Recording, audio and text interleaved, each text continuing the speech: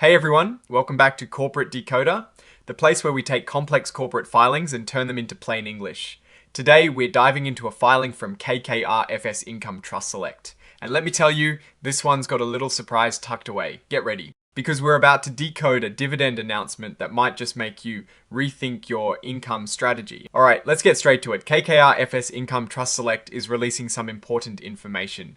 They are making a filing with the US Securities and Exchange Commission, a US government body that keeps an eye on public companies. The big news here is about dividends. The company's board of trustees decided to pay out a monthly dividend. For every share of common stock you own, you'll get $0.175.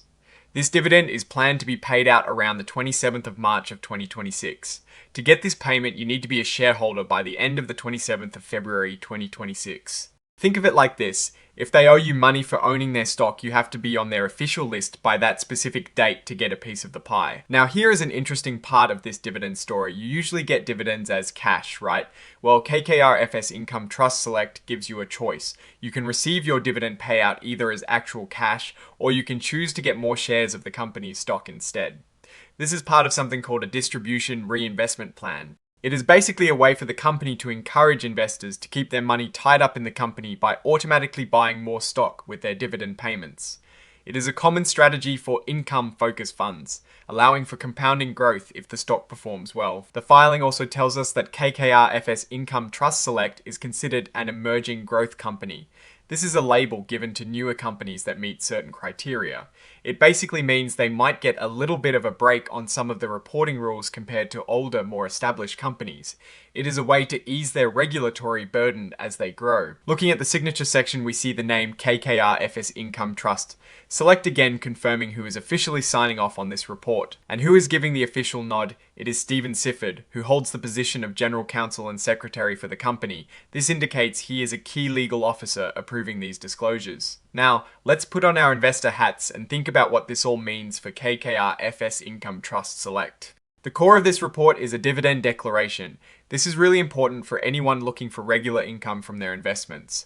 A monthly dividend certainly appeals to that need for consistent cash flow.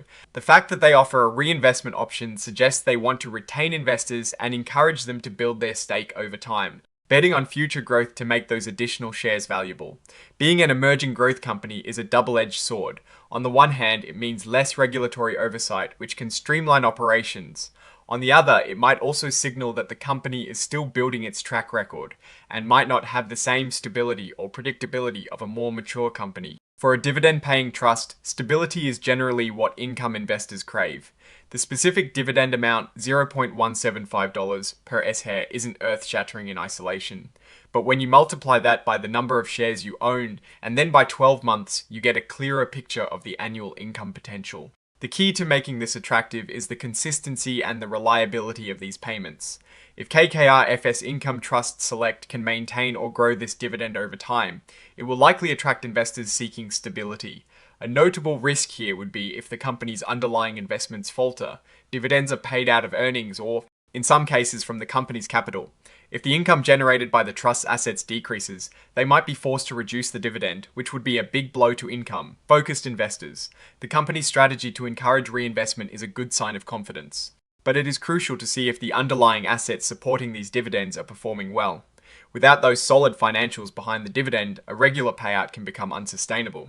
In conclusion, KKR FS Income Trust Select is playing a classic income generating strategy with this dividend announcement. The choice to reinvest is a smart move for them, potentially fostering loyalty and growth. For investors, it offers a predictable income stream, but it is vital to look beyond the dividend itself and understand the health of the trust investments to ensure its long-term sustainability. The company seems to be focused on building its shareholder base and providing a steady return, banking on the consistent nature of the dividend to retain interest. Alright, that is our breakdown of KKR FS Income Trust Select's latest filing. What is your take on these dividend plans, and does the reinvestment option make sense to you? Let me know your thoughts in the comments below. If you found this analysis valuable, please give this video a thumbs up. It really helps the channel.